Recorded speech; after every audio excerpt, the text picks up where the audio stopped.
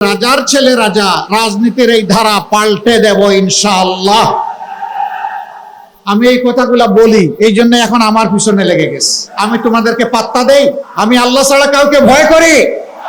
আমি আল্লাহকে ভয় করি আর আমার বিবেক নিয়ে আমি চলি। তোমরা যা পারো করো, ওগুলার জবাব দেওয়ার মতো সময়ও আমার হাতে নাই। পড়তে থাকো, পড়েও কামড়ি করো, ওখানেই থাক। এরা আমাদের 12টা বাজিয়েছে, এরা দেশে বারবার ফেসিবাদ উপহার দিয়েছে, এরা আমাদের ব্যাংক ডাকাতি করেছে, শেয়ার মার্কেট লুট করেছে, দুর্নীতির মহারাজ্যে পরিণত করেছে। ওই শাসন আমরা আর দেখতে চাই না। এখন চাই জনগণের শাসন, এখন চাই ঐক্যের শাসন, এখন চাই ঐক্যবদ্ধ বাংলাদেশ। ওই যে চোরগুলো দেশের টাকা লুণ্ঠন করে বাইরে পাচার করেছে, ইনশাআল্লাহ তাআলা আজিম আল্লাহ সুযোগ দিলে ওদের মুখের ভিতরে হাত ঢুকাইয়া পেটের ভিতর থেকে বের করে নিয়ে আসবো এবং সেই টাকা রাষ্ট্রীয় কোষাগারে জমা হবে।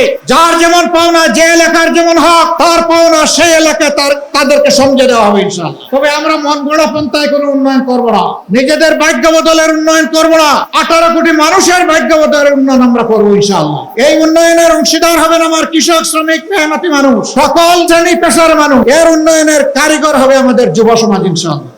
ইনশাআল্লাহ গাজীপুর আগামীতেও জিতবে। অন্যায়ের বিরুদ্ধে, দুর্নীতির বিরুদ্ধে, চাঁদাবাজির বিরুদ্ধে, সামাজিক সন্ত্রাসের বিরুদ্ধে, মামলাবাজির বিরুদ্ধে আসুন দেখি। গাজীপুরের 5টি আসনে 11 দলীয় নির্বাচনী ঐক্যবদ্ধ বাংলাদেশের 5 জন প্রার্থী, নরসিংদীর একজন প্রার্থী এখানে আছেন।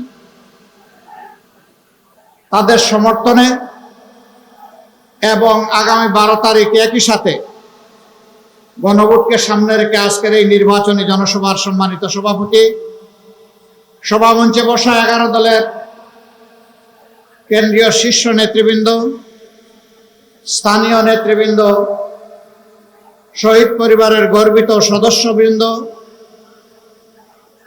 জুলাইয়ের যোদ্ধাবৃন্দ, প্রিয় গাজীপুরবাসী ভাই ও বোনেরা, প্রশাসনের এবং বিভিন্ন বাহিনীর সম্মানিত ব্যক্তিবর্গ, সাংবাদিক বন্ধুগণ, আগামী 12 তারিখ বাংলাদেশের ইতিহাসে সবচেয়ে গুরুত্বপূর্ণ নির্বাচন অনুষ্ঠিত হতে যাচ্ছে। এর আগে 12টি নির্বাচন অনুষ্ঠিত হয়েছে। 73 সাল থেকে শুরু করে 24 সালের 7 জানুয়ারি পর্যন্ত এক এক করে 12টি নির্বাচন অনুষ্ঠিত হয়েছে। আর বছর আমরা পার করেছি 54টি। আমরা 54 বছর এক এক করে পার করেছি। এই 54 বছরে দেশ এবং জাতির কোনো উন্নয়ন হয় নাই, একথা আমি কখনো বলি নাই, বলবো না। উন্নয়ন হয়েছে 2 ধরনের, একটা জনগণের আর একটা রাজনৈতিক নেতাকর্মীর। জনগণের উন্নয়নটা করতে গিয়ে রোডের বদলে বাঁশ ব্যবহার করা হয়েছে, সিমেন্টের বদলে ছাই ব্যবহার করা হয়েছে। জনগণের উন্নয়নটা করতে গিয়ে বাংলাদেশ থেকে 28 লক্ষ কোটি টাকা শুধু 15.5 বছরে বিদেশে পাচার করা হয়েছে। দেশের বুকে মাটির নিচে কত বস্তা আছে তা আমরা জানি না। এই 54 বছরে বহু দলের রাজনৈতিক নেতা নেত্রীরা দেশ পরিচালনা করেছেন। তারা যখন প্রথম ক্ষমতায় বসেছেন, তারা যে পরিমাণ সম্পদশালী ছিলেন, 5 বছর, 10 বছর, 15 বছর পরে এই সম্পদ 700-800 গুণ বেড়ে গেছে। এবং সবার বাপের বাড়ি যাই হোক, শ্বশুর বাড়ির সম্পদ হু করে বেড়েছে। সবার শ্বশুর বাড়ি ধনী, বাপের বাড়ি একটু গরিব। সাহস করে না, মনে করে বাপর বাড়ির কারণে আমি অবৈধ সম্পদ যদি চালান দেই, ও মরবে, আমারও মারবে। এই জন্য শাশুড়ি, শ্বশুর, ননস, তারপরে এইরকম যারা আছে, জেঠু, শালা, শালিকা, শালার বউ, বউয়ের বাচ্চা, সবগুলোর নামে সম্পদ করেছে। এক সময় ওরা আবার বলে যে এই সম্পদটা তোমার না, বিপদের সময় পাহারা দিয়েছি, এখন তুমি কে? তোমাকে আমি চিনি না, সম্পদ এটা আমার। তখন অনেকে আবার আত্মহত্যা করে, অনেকে আবার পাবনায় গিয়ে আশ্রয় নেয়, অনেকে মনের দুঃখে দেশ ছেড়ে চলে যায়, ববগুড়ে হয়ে ঘোরায়। আর অনেকে দেশ ছাড়তে গিয়ে কলাপাতার উপরেও শুয়ে থাকে। সেই ঘটনা ঘটে নাই বাংলাদেশে? ঘটেছে। আবার অনেকে খালে বিলে ছোট্ট নৌকাতে পালাতে গিয়ে একসাথে জুড়ায় জুড়ায় ধরা পড়েছে। এত বেজ্জতির জীবন, এটি কোনো মানুষের জীবন হতে পারে না। যারা মানুষের সম্পদ চুরি করে আল্লাহ তাদের উপর থেকে প্রতিশোধ গ্রহণ করেন। এটি হচ্ছে খোদাই প্রতিশোধ। এই জন্য দফায় দফায় তারা লাঞ্ছিত হয়েছে। প্রিয় গাজীপুরবাসী, কথা আজকে বেশি বলবো না। এই মাঠেই কথা বলে গেছি কিছুদিন আগে। এটি একটি সত্যিকার অর্থে শিল্প এলাকা। পুরা গাজীপুরটাই এখন শিল্প এলাকায় পরিণত হয়েছে। কিন্তু সমস্যা এখানে সীমাহীন। শিল্প যেখানে থাকবে, পরিকল্পনাও সেখানে থাকবে, শৃঙ্খলা সেখানে থাকবে, কাজ সেখানে থাকবে, উন্নয়ন সেখানে থাকবে, নিরাপত্তা সেখানে থাকবে। এই শিল্প এলাকায় কমপক্ষে 40 লক্ষ কর্মচারী কর্মকর্তা কাজ করেন। কিন্তু তাদের জীবনে না আছে নিরাপত্তা, না আছে শৃঙ্খলা, না আছে তাদের একটু স্বাস্থ্য সেবা পাওয়ার কোনো অধিকার। আমরা আপনাদেরকে ইনশাল্লাহ বলে যাচ্ছি, ইনসাফের বাংলাদেশ যদি কায়েম হয় আপনাদের বুথে 13 তারিখ থেকে, তাহলে আর আপনাদের উপর বেইনসাফি করা হবে না ইনশাল্লাহ। এই শিল্প এলাকাকে শিল্পর মতো করেই ইনশাল্লাহ সাজানো হবে। এটি যেন শিল্পের একটি সাজানো বাগান, সেরকম করে ইনশাল্লাহ সাজানো হবে। আমার শ্রমিক ভাই বোনেরা, বিশেষ করে গার্মেন্টস শ্রমিক যারা, আমি মাঝে মধ্যে হুট করে কিছু গার্মেন্টসে আমি ঢুকে যাই বাস্তব অবস্থাটা দেখানোর জন্য। কোনো সময় জানাই আসি, কোনো সময় না জানাইয়াও ঢুকি বাস্তবে অবস্থা দেখার জন্য। বহুবিধ সমস্যা, সকল মালিকের দৃষ্টিভঙ্গি সমান নয়। অনেকে সম্মানের সাথে তার শ্রমিকদেরকে রেখেছেন, এ সংখ্যাটা বড় কম। বেশিরভাগ ক্ষেত্রে শ্রমিকদের সম্মান দেওয়া হয় না, বিশেষ করে মাদেরকে সম্মান দেওয়াই হয় না।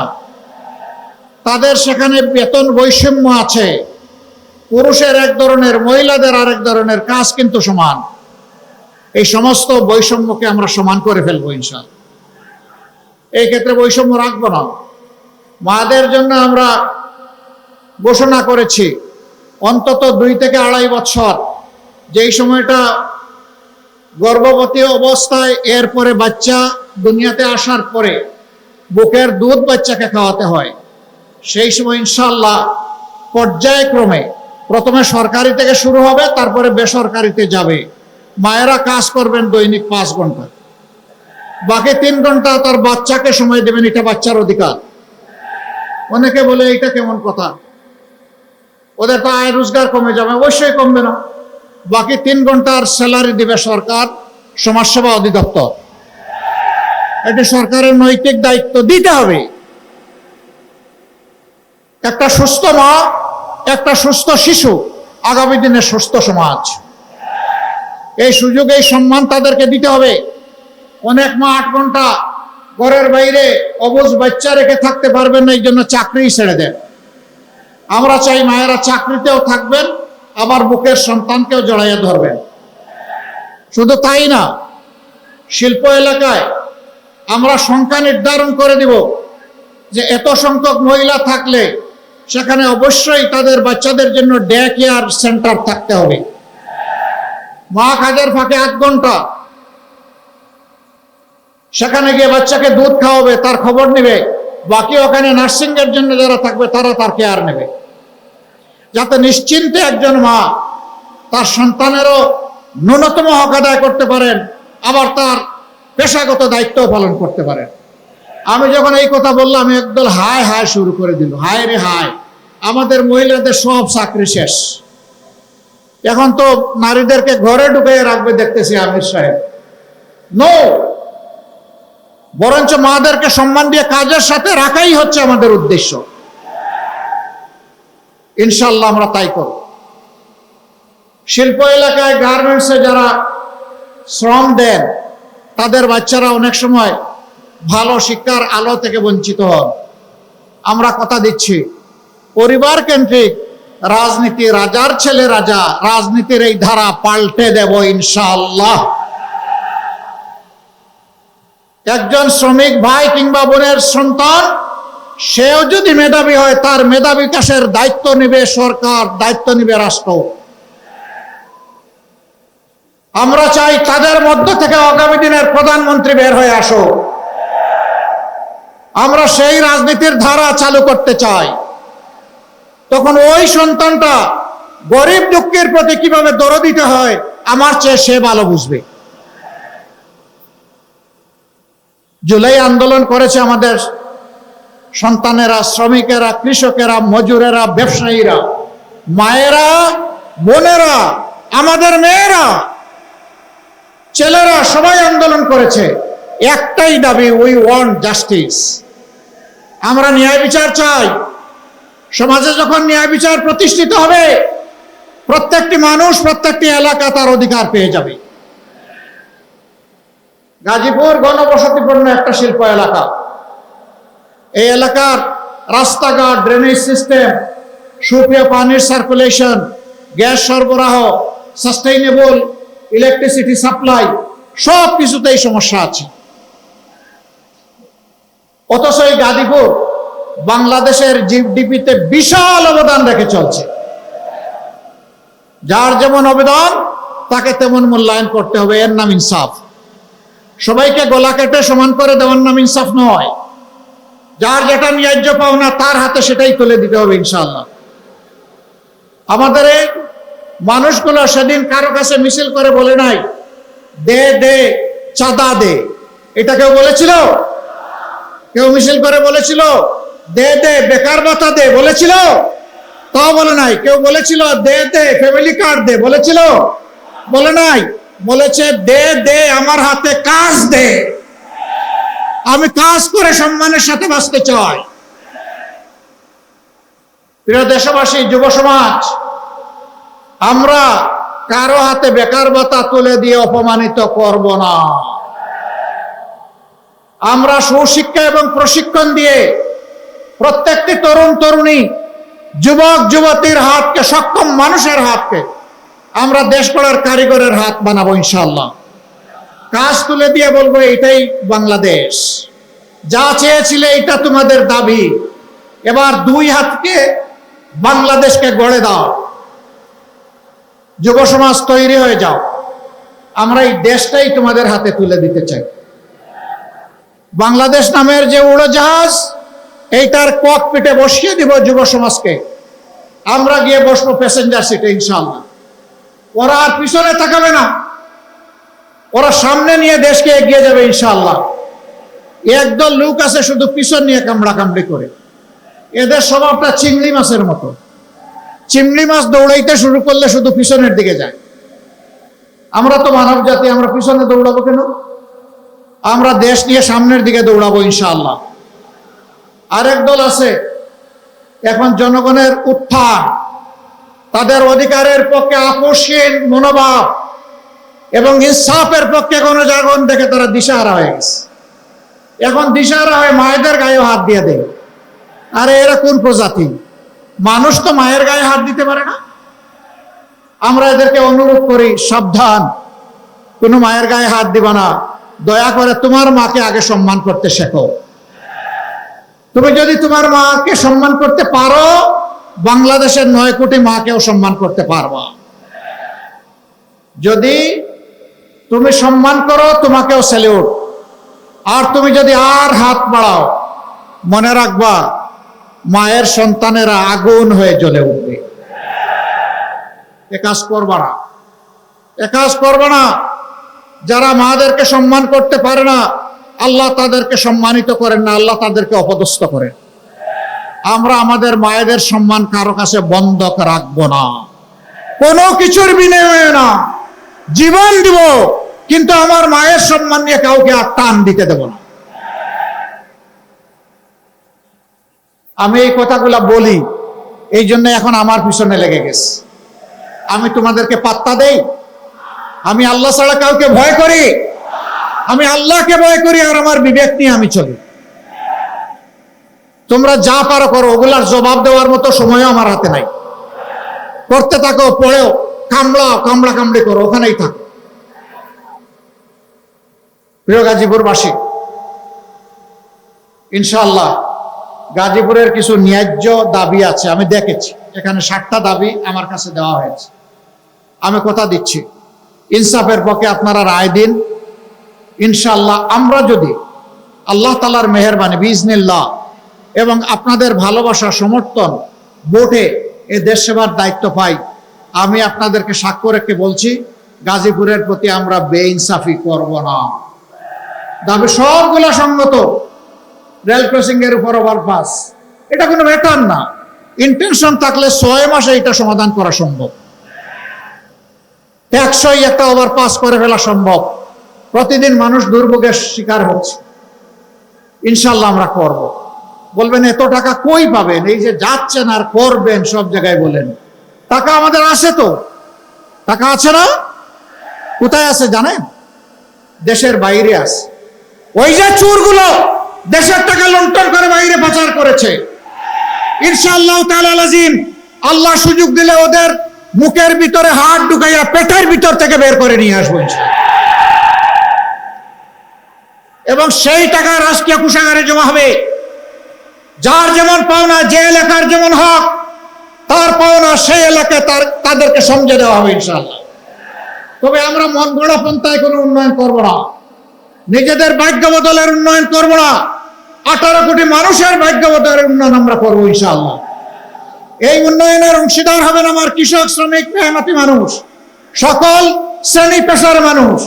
এর উন্নয়নের কারিগর হবে আমাদের যুব সমাজ ইনশাআল্লাহ।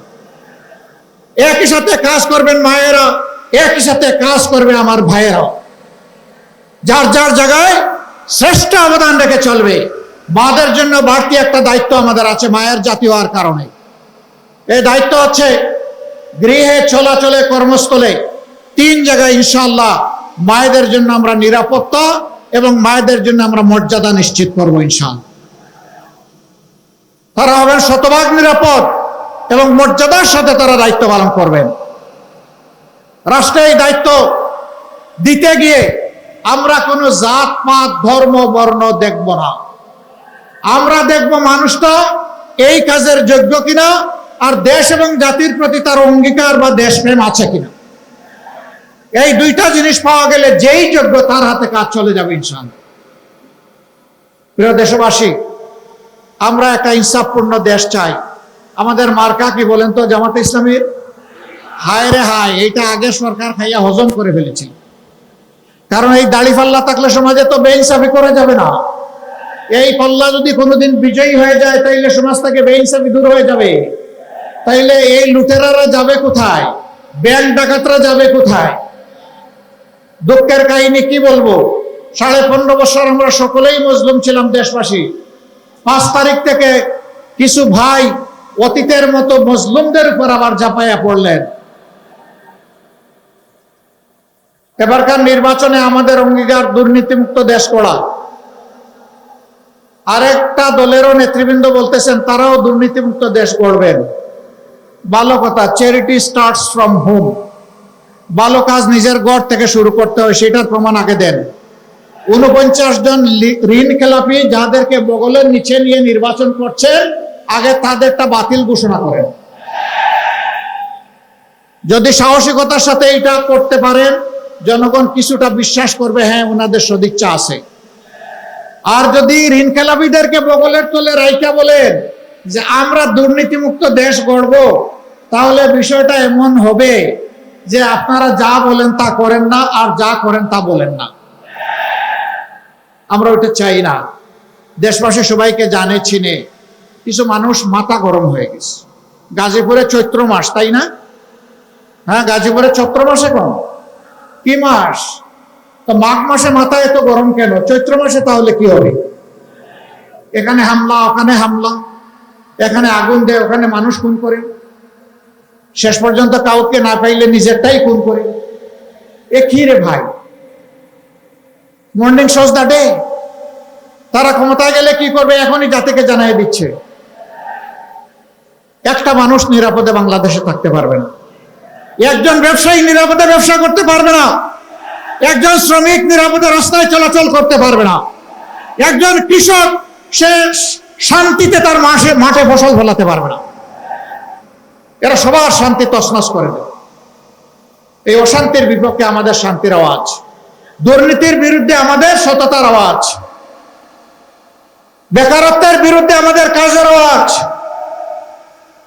লুটপাটের বিরুদ্ধে আমাদের রাষ্ট্রের সম্পদের পাহারাদারি করার আওয়াজ। আমরা 11টা দল এক হয়েছি। আপনারা থাকবেন আমাদের সাথে ইনশাআল্লাহ? বলবেন যে আমরা তো আপনাদেরই লোক। হ্যাঁ, আমরা মনে করি সারা দেশের মানুষই আমাদের লোক। আমি স্পষ্ট ঘোষণা দিচ্ছি, বারবার দিতে থাকবো, আমি জামাতে ইসলামের বিজয় চাই না, আমি চাই দেশের 18 কোটি মানুষের বিজয়। 18 কোটি মানুষের বিজয় হলে এর অংশীদার হবো আমরা সবাই ইনশাআল্লাহ। ভাই বোনেরা, আমরা কোনো দলীয়, কোনো পারিবারিক, কোনো গোষ্ঠীগত সরকার আর এই দেশে দেখতে চাই না। এরা আমাদের 12টা বাজিয়েছে, এরা দেশে বারবার ফ্যাসিবাদ উপহার দিয়েছে, এরা আমাদের ব্যাংক ডাকাতি করেছে, শেয়ার মার্কেট লুট করেছে, দুর্নীতির মহারাজ্যে পরিণত করেছে। ওই শাসন আমরা আর দেখতে চাই না। এখন চাই জনগণের শাসন, এখন চাই ঐক্যের শাসন, এখন চাই ঐক্যবদ্ধ বাংলাদেশ। 11টা দল আমরা এক হয়েছি। এই গাজীপুরে 5টি আসন আছে। আমি 5টি আসনে 11 দলের পক্ষ থেকে আমাদের যারা প্রার্থী তাদের হাতে আমি এখন প্রতীক তুলে দেব। আপনারা আমাদের সঙ্গে থাকবেন। 12 তারিখ বিজয়ের মালা ইনশাল্লাহ পরিয়ে তারপরে ঘরে যাবেন, ভোটের হিসাব নিয়ে ঘরে যাবেন। ভোটের দিকে কেউ যদি অন্যায়ভাবে হাত বাড়ায়, সেই হাত স্তব্ধ করে দিতে হবে। পারবে না? 4টা নির্বাচনে মনের মতো করে ভোট দিতে পারেন নাই। যুব সমাজ জীবনে একটা ভোটও দিতে পারে নাই। কোন ভোট ডাকাত আসলে ছেড়ে দেবেন না। ওই স্লোগান হচ্ছে আমার ভোট আমি দিব, তোমারটাও আমি দেবো, এই দিন শেষ। এখন তোরটা তুই দে, আমারটা আমি দেবো।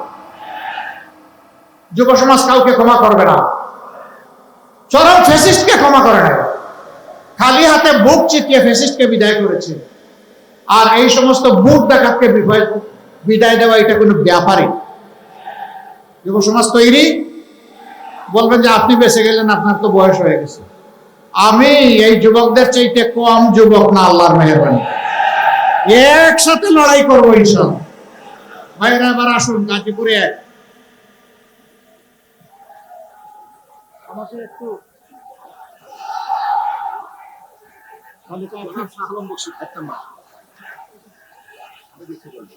ডান দিকে আসুন ভাই, একজন একজন করে। গাজীপুরে সরকারের ঊর্ধ্বতন কর্মকর্তা ছিলেন আপনাদের প্রিয় মানুষ জনাব শাহ আলম বক্সী। আমরা তার হাতে ইনসাফের প্রতীক তুলে দিলাম। ধরেন, শক্ত করে ধরেন। প্রতীক আছে? পরিচয় প্রতীক? আরো জোরে, আরো জোরে সুরে।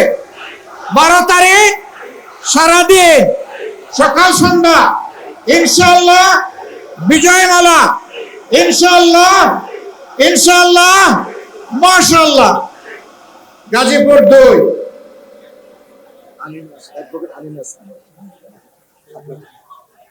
গাজীপুর 2-এ আমাদের শরিক দল 11 দলের অংশ এনসিপির নেতা গাজী